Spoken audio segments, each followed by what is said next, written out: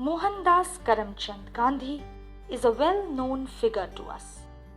Belovedly, we call him Mahatma Gandhi or the father of the nation. Gandhiji's childhood was like all of us. He had his share of experiences and incidents which shaped him to be a Mahatma. We share a few incidents from his life. The night was very dark, and Mohan, as Gandhiji was called in his childhood, was frightened. He had always been afraid of ghosts. Whenever he was alone in the dark, he was afraid that a ghost lurking in some dark corner would suddenly spring on him. And tonight it was so dark that one could barely see one's own hand. Mohan had to go from one room to another.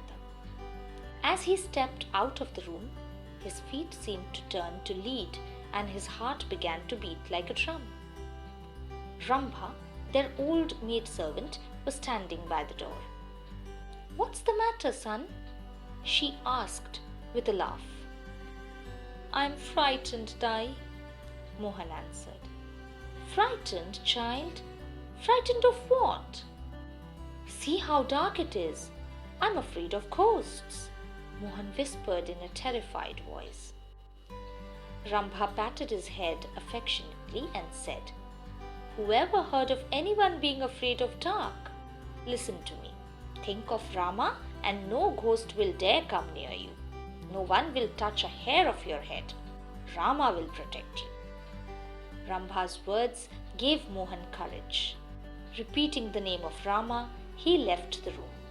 And from that day, Mohan was never lonely or afraid. He believed that as long as Rama was with him, he was safe from the danger. This faith gave Gandhiji strength throughout his life, and even when he died, the name of Rama was on his lips.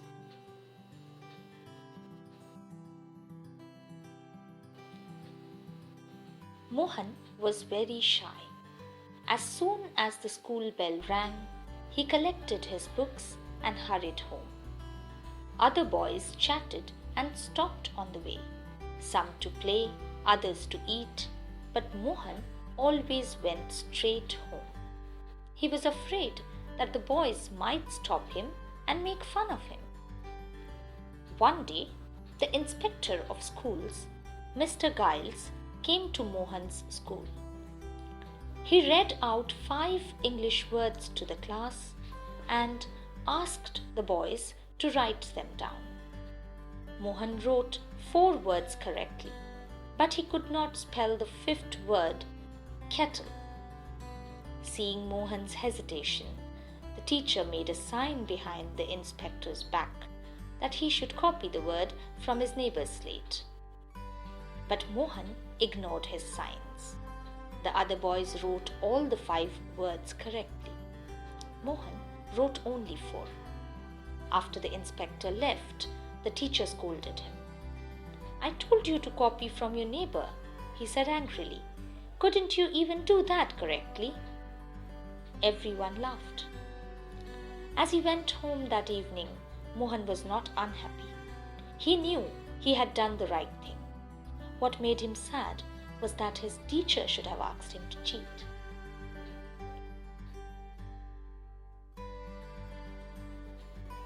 In South Africa, Gandhiji set up an ashram at Phoenix, where he started a school for children. Gandhiji had his own ideas about how children should be taught. He disliked the examination system. In his school, he wanted to teach the boys true knowledge that would improve both their minds and their hearts. Gandhiji had his own way of judging students. All the students in the class were asked the same question, but often Gandhiji praised the boy with low marks and scolded the one who had high marks. This puzzled the children. When questioned on this unusual practice, Gandhiji one day explained, "I am not trying to show that Shyam is cleverer than Ram. So I don't give marks on that basis. I want to see how far each boy has progressed, how much he has learned. If a clever student competes with a stupid one and begins to think no end of himself, he is likely to grow dull. Sure of his own cleverness, he'll stop working. The boy who does his best and works hard will always do well, and so I praise him. Gandhiji kept a close watch on the boys who did well. Were they still working hard? What would they learn if their high marks filled them with conceit? Gandhiji continually stressed this to his students. If a boy who was not very clever worked hard and did well, Gandhiji was full of praise for him.